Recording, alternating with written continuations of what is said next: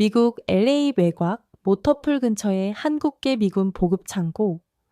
그날은 아무 예고 없이 고위 간부가 방문한 날이었다. 병사들은 일사불란하게 정렬했고 현장 분위기는 숨조차 무거웠다. 하지만 한 명은 호출되지 않았다. 윤세영 30세 중사. 한국계 미국인. 이름은 명단 맨 끝에 있었지만 누구도 그녀를 부르지 않았다. 보급 창고 안 낡은 크레이트를 옮기며 묵묵히 일하던 그녀는 혼자 남겨진 풍경의 일부 같았다. 그 순간이었다. 문이 열리고 낯선 장교가 천천히 안으로 들어섰다. 정복 차림의 노장 장군. 이름표에는 비릭 체겐의 마틴 킴. 그의 시선이 그녀의 팔에 머물렀다. 반팔 유니폼 소매가 들려 올라간 곳, 거기에 낡고 선명한 문신 하나가 드러나 있었다. 단순한 디자인이 아니었다. 기하학적 선들이 교차하며 날개를 펼친 새. 어디서 본 듯한 각도, 군 내부에서 쓰이는 특정 부대 마크. 그는 다가오며 물었다. 그 문신, 어디서 받았나, 중사? 순간, 창고 안의 공기가 정지된 듯 고요해졌다. 윤세영은 그의 눈을 바라봤다. 오랜 침묵 끝에 처음으로 입을 열었다. 6단계 작전, 금강변이. 생존자는 저 하나였습니다. 장군의 표정이 얼어붙었다. 그러고는 천천히 고개를 끄덕이며 말했다. 기록에서 사라진 그 작전 말이지. 그날 이후 윤세영의 이름 앞에는 더 이상 징계자라는 딱지가 붙지 않게 되었다. 하지만 그게 끝이 아니었다. 그 이야기는 이제 시작일 뿐이었다. 2년 전 미군 기밀정보국 산하의 공동특수작전본부 알래스카 남부의 폐쇄된 기지. 당시 그녀는 다른 이름을 쓰고 있었다. 제니퍼 윤, 신분도 계급도 존재하지 않는 상태, 지워진 사람. 그녀가 배정된 작전은 금강변이 작전, 정치적 폭로로 국제관계를 위태롭게 만든 언론인을 적국에서 은밀히 구조하는 임무였다. 문제는 위치였다. 중동 지역, 일명 붉은 삼각지대가라 불리던 완전한 적의 영토, 위성 감시도 먹히지 않는 곳. 그 임무엔 단 하나의 조건이 붙어 있었다. 실패하면 존재 자체를 지운다. 팀은 총 7명. 각 군에서 최고만 모였다. 서로 이름조차 모른 채 임시 암호명만 부여받은 채 투입되었다. 목표는 정확했다. 투입, 공이 공갱, 구조 대상, 확보, 10톤 멜의 철수, 11, 30. 그런데 이상했다. 그날의 적군 움직임은 마치 모든 정보를 미리 알고 있었던 것처럼 정확했다. 폭발, 매복, 무전 차단, 20초 만에 2명 사망, 1분 안에 4명 전사. 그녀와 구조 대상만이 가까스로 건물 뒤편으로 몸을 피했다. 그 순간 윤세영의 선택지는 단 2개였다. 포기하고 도망칠 것인가, 혹은 끝까지 데리고 나갈 것인가. 그녀는 2번째를 택했다. 단독으로 3시간 동안 적의 감시를 뚫고 부상당한 구조 대상을 업고 폐허 사이를 누비며 수동 신호기를 켜고 대체 헬기 위치까지 도달했다. 구조 대상은 헬기에 탔다. 그녀는 남았다. 적의 집중 사격으로 헬기는 다시 착륙하지 못했다. 그녀는 무장도 통신도 없이 혼자 살아 돌아가야 했다. 4일 후 국경 인근에서 탈진 상태로 발견되었다. 그날 이후 그녀의 기록은 폐기되었다.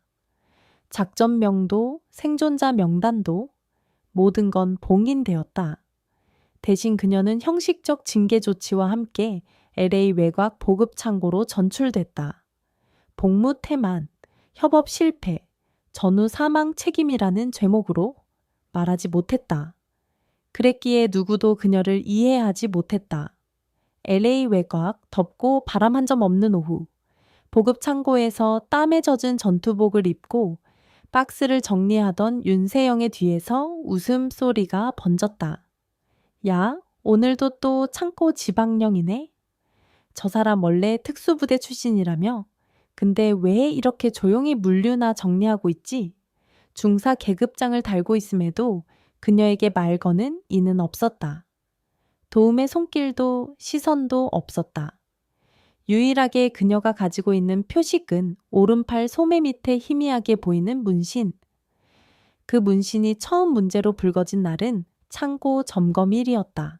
신참 이병이 휴대폰을 들이밀며 말했다.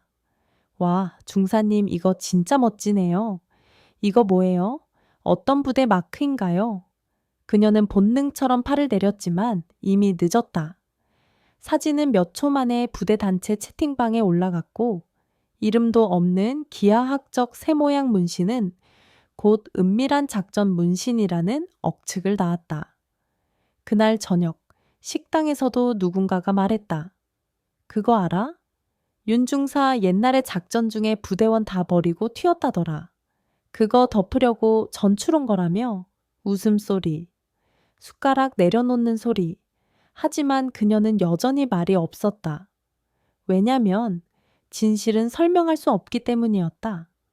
말하는 순간 더 큰 일이 벌어질 것이기에. 진실은 그녀만 알고 있는 족쇄였다. 이런 날들이 이어진 지 18개월. 윤세영은 실패자로 살아가는 데 익숙해지고 있었다. 하지만 문신은 결국 모든 걸 다시 흔들어 놓기 시작했다. 그날 오후 작전장교 김하늘 중위는 창고 인벤토리 점검차 건물 안으로 들어섰다. 원래라면 하사나 병장이 해야 할 일. 하지만 김중희는 최근 부대 내부에서 번지는 윤세영 루머가 심상치 않다고 느끼고 있었다. 무언가 수상했다. 윤세영은 묵묵히 손으로 종이 박스를 옮기고 있었다. 조용하지만 그 움직임에는 군인의 본능적인 리듬이 있었다. 그는 시선을 아래로 떨어뜨렸다. 그녀의 팔소매 아래로 보이는 문신. 무언가 익숙했다. 미군 합동 특수전 훈련 중 교관이 보여준 소속 불명의 특수부대 표식이 떠올랐다. 기밀로 분류돼 아무도 출처를 말하지 않았던 그것. 중사님, 그 문신 그냥 멋으로 한 건가요? 윤세영은 고개를 돌리지 않고 조용히 말했다. 그런 셈이죠. 대답은 짧았지만 김중희는 뭔가 놓치고 있다는 걸 직감했다. 그날 저녁, 그는 개인 노트북을 열고 군 내부 자료 검색 시스템에 접속했다. 계급상 접근 가능한 건 제한적이었지만 검색 키워드, 기하학, 불사조, 무기명 작전, 6단계 분류 검색 결과는 대부분 검은색으로 지워진 페이지. 그중 하나, 금강변이 작전. 파일 접근 권한, 블랙 아카이브 전용, 접근 불가. 하지만 그 이름은 몇 달 전 장군 비공개 회의 중 잠깐 언급된 작전명과 일치했다. 존재하지 않는 작전. 존재하지 않기 때문에 실패도 성공도 존재하지 않는 임무. 김중희는 깨달았다.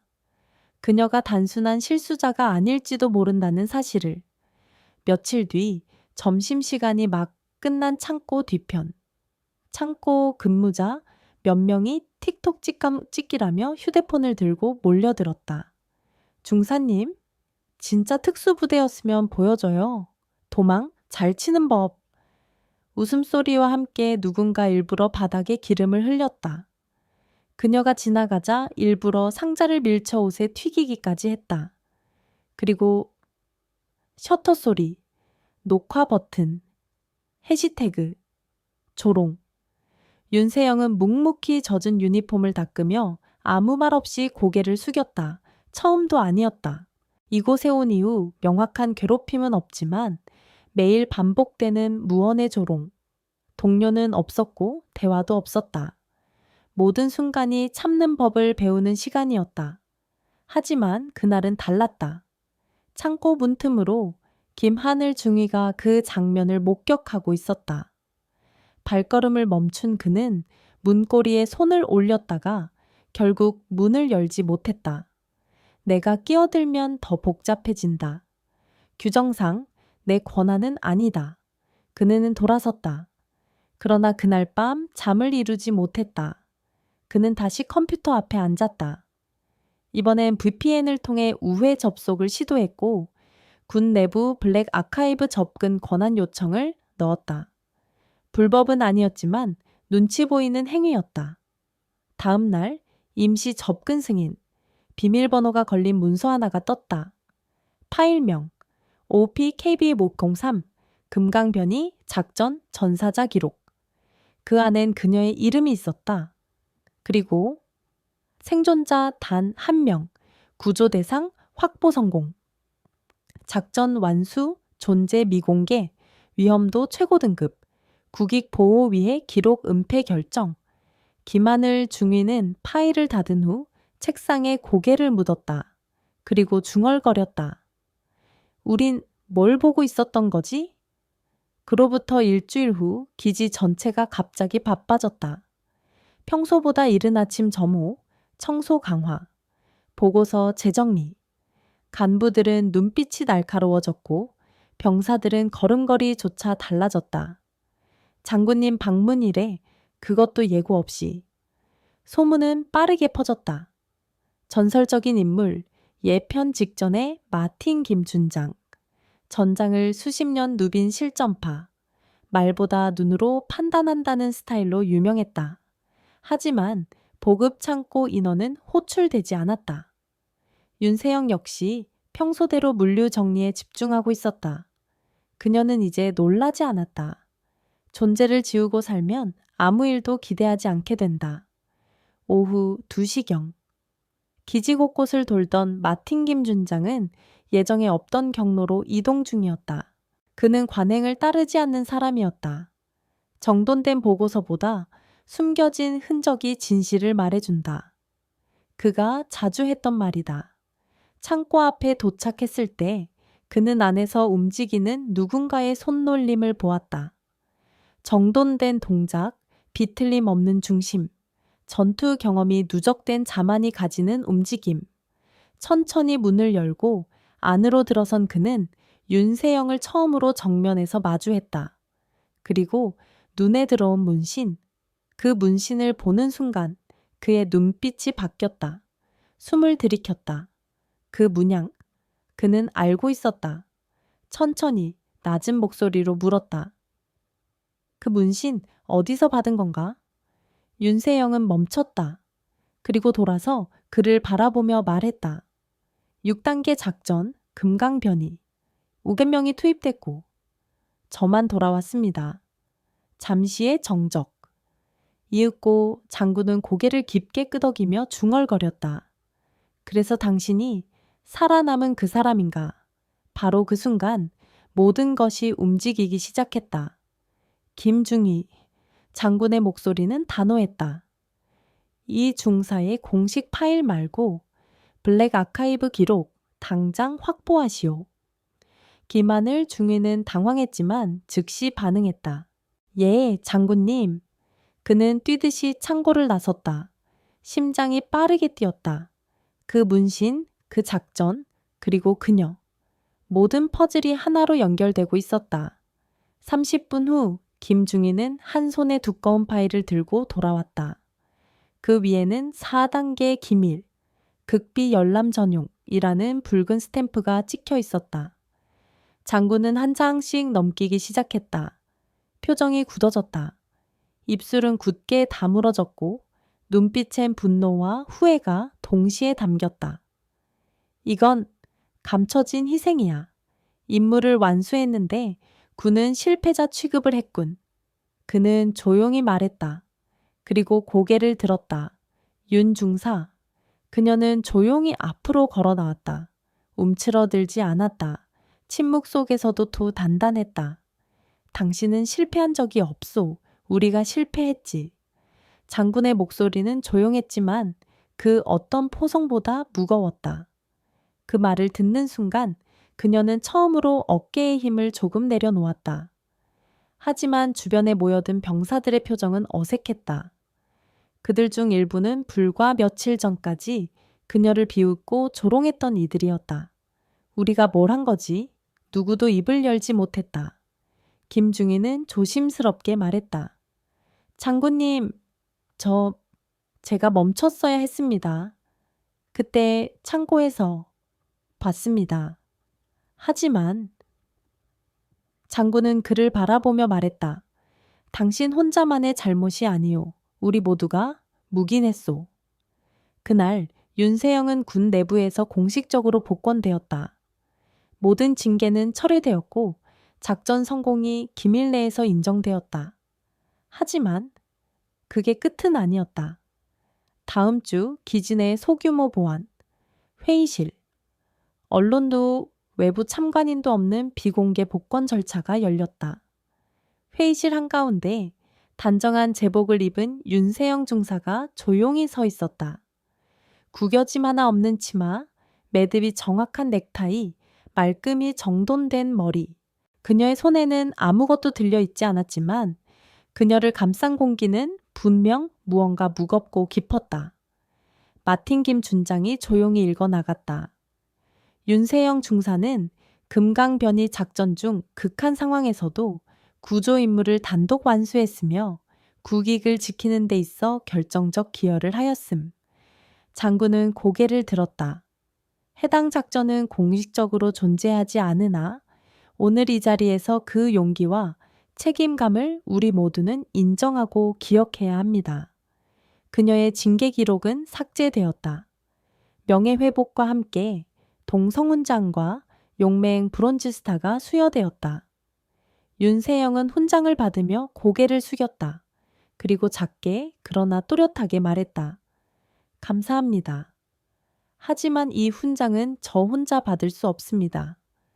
그날 함께 있던 6분의 이름은 아직도 문서에 없습니다. 조용한 울림, 누구도 박수치지 않았다. 그러나 그 침묵이야말로 가장 깊은 경이었다. 그 자리엔 김하늘 중위도 있었다. 그는 회의가 끝난 후 다가와 말했다. 죄송합니다. 중사님, 당신을 도왔어야 했는데 무시했습니다. 윤세영은 고개를 살짝 끄덕이며 말했다. 사과는 받아들입니다. 하지만 기억하십시오. 다음번엔 누군가 말하지 못할 때 대신 말해주는 사람이 되어주세요. 그는 고개를 숙였다. 그 말은 징계보다 무거웠다. 이제 윤세영은 복권되었다. 하지만 복귀는 선택하지 않았다. 윤죽사 특수작전사령부에서 복귀 요청이 왔습니다. 당신의 전투 기술과 판단력 다시 쓰이고 싶다고 합니다.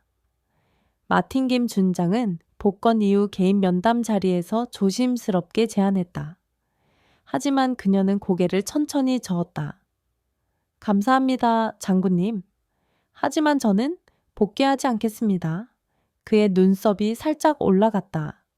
이유를 물어도 되겠소? 2년간 누구에게도 지켜지지 않았던 사람으로 살았습니다. 그 마음이 어떤지 지금 제 도움이 필요한 건 전장이 아니라 그 마음에 갇힌 사람들이라고 생각합니다. 그녀는 전역군인 전환센터를 요청했다. 특수임무 수행자들, 정신적 외상으로 전역한 이들을 위한 심리회복 및 재사회화 시설, 군 지휘부는 의아해했다. 왜 뛰어난 요원이 창고 정리병처럼 조용히 살 길 택하는가? 하지만 장군은 알았다. 그건 도피가 아니라 또 다른 헌신이었다. 그녀는 말이 적었다. 하지만 그 행보는 분명했다. 몇 달 후 콜로라도 외곽의 산자락. 작은 비영리 쉼터가 조용히 문을 열었다. 이름도 간판도 없었다. 인터넷에 검색해도 나오지 않았다. 하지만 특수부대 출신 전역자들 사이에서는 서서히 소문이 돌기 시작했다. 거기 가면 말하지 않아도 이해해주는 사람이 있대. 말할 필요가 없는 곳, 조용한 불빛 같은 곳. 윤세영은 그곳의 관리인이자 상담자였다. 무장도 하지 않았고 훈장도 걸지 않았다. 그저 저녁이 되면 불을 지피고 사람들이 자신만의 무게를 조심스레 내려놓을 수 있도록 자리를 만들어 주었다. 그녀는 전장에서 살아 돌아왔고 이제는 사람들의 침묵 속 고통을 듣는 법을 배우고 있었다. 그날 저녁 콜로라도 상깃을 깬 비가 조금씩 내리고 있었다. 쉼터 뒤편에 작은 화롯가. 4명의 전역자들이 말 없이 둘러앉아 고구마를 굽고 커피를 나누고 있었다. 그들 중 한 명, 눈매가 날카로운 젊은 여성이 조용히 입을 열었다. 인터넷에서 당신 이야기를 봤어요. 군대에서 배신당하고도 끝까지 버텼다는 거. 그녀는 고개를 들었다. 누군가는 저한테 믿음을 주고 싶었나 봐요. 여기 찾아올 수 있게 링크를 줬거든요. 윤세영은 대답하지 않았다. 다만 조용히 팔을 걷었다. 그 문신, 그 불사조. 그녀는 말했다. 여긴 말하지 않아도 괜찮습니다. 하지만 하고 싶다면 지금 시작해도 돼요. 젊은 여성은 한참을 망설이다가 작게 숨을 내쉬며 말했다. 전 3번 갔어요. 그중 한 번은 지도가 존재하지 않는 곳이었죠. 그 임무는 아직도 꿈에 나와요. 그리고 이어지는 고백들. 비 오는 밤, 불꽃 옆에서 누구도 끝까지 말하지는 않지만 그 숨결이 서로의 고통을 알아봤다. 그 순간 윤세영의 휴대폰이 진동했다. 발신자 미표시, 보안 채널, 새 전역자 도착 예정, 해군 특수부대 출신, 3회 투입, 모든 기록 삭제된 인물, 좌표 공유 요청. 그녀는 짧게 답장했다. One bed open. Send coordinates. 그녀는 다시 안으로 들어가 침대 시트를 펴고 전등을 고치고 조용히 내일을 준비했다. 이곳은 존재하지 않는 지도 위의 공간. 하지만 누구보다 실제였다. 며칠 후 국방부 공식 메일함에 뜻밖의 보고서 하나가 접수되었다. 제목 Silent Emblem 프로젝트 제안서 작성자 마틴 김 예비역 준장외 5대 복수의 전직 장교 내용 기밀 작전 수행 중 희생되거나 은폐된 인원들에 대한 재조사 분류된 파일에 의해 침묵 속에 사라진 병사들의 명예복권 상징적 기호를 통한 집단인식 회복 첨부, 윤세영 중사의 문신 문양을 기반으로 한 기념파에 디자인한 처음엔 미약했다. 그러나 SNS에서 그 문신이 다시 퍼지기 시작했다. 덜이 조용한 영웅, Fire Silent Emblem. 덜이 우리 기억한다. 누군가는 문신을 그대로 팔에 새겼고 누군가는 그것을 인형에 수놓아 아이에게 전해주었다. 어떤 이는 오래된 군화에 그려넣어 자신의 복무를 다시 의미 있게 만들었다. 그리고 윤세영의 이름은 다시 기록되었다. 공식 문서에는 없지만 사람들의 기억 속엔 선명하게 남았다. 하사에서 전역한 어느 병사는 손편지를 보내왔다. 중사님, 전 그때 웃었습니다. 당신이 창고에서 기름에 미끄러질 때 그게 당연하다고 생각했습니다. 하지만 지금은 압니다. 진짜 강한 사람은 조용히 버티는 사람이라는 걸. 당신의 침묵이 저를 바꿨습니다. 감사합니다. 윤세영은 편지를 책상 서랍 안에 넣었다. 다시 꺼내보진 않았다. 그저 무언가가 바뀌고 있다는 걸 느꼈다. 그로부터 1년 후 대한민국 육군 특수전교육단 강의실 전국 각지에서 선발된 중위급 장교들이 긴장된 표정으로 자리에 앉아 있었다. 오늘은 새로운 필수 과정의 첫 수업. 과목명은 이례적이었다. 침묵의 기호, 조직 내 정의와 은폐된 용기. 지휘관으로 나온 이님이 이는 중령 계급장을 단 김하늘. 그는 단상 위에 서서 조용히 수업을 시작했다. 이 수업은 영궁을 찬양하기 위한 것이 아닙니다. 오히려 우리가 놓친 영궁을 기억하기 위해 존재합니다. 장교들은 고개를 들었다. 그들의 교재엔 복잡한 작전 지도가 아닌 한 장의 문양이 실려 있었다. 기하학적 날개를 펼친 불사조, 윤세영 중사의 문신에서 따온 것이었다. 김중령은 말했다. 조직은 가끔 누군가의 침묵에 안주합니다. 질문하지 않음으로써 책임을 피하죠. 하지만 그 침묵 속에 진짜 용기가 있었는지 우리는 돌아봐야 합니다. 수업이 끝날 무렵 한 장교가 조심스럽게 손을 들었다. 그 중사는 지금은 뭘 하고 계십니까? 김하늘은 살짝 미소 지으며 대답했다. 조용히 누군가를 돕고 있죠. 당신들이 배워야 할 사마의 행동의 마지막 장은 아마 그녀가 살고 있는 방식에 있을 겁니다. 해질 무렵 콜로라도의 조용한 산장. 윤세영은 작은 손전등을 들고 외부 경로를 한 바퀴 돌고 있었다. 문단속, 통신기지 확인, 응급 상자 보충. 습관처럼 몸이 먼저 움직였다. 안쪽 마당엔 저녁을 마친 퇴역자들이 모여 불꽃을 피우고 있었다. 모두가 말없이 앉아 있었다. 하지만 그 침묵은 더 이상 고립이 아니었다. 그녀의 휴대폰이 다시 울렸다. 발신자는 표시되지 않았다. 보안 메시지 한 줄. 의회 청문회 다음 달 예정. 당신의 증언 많은 걸 바꿀 수 있습니다.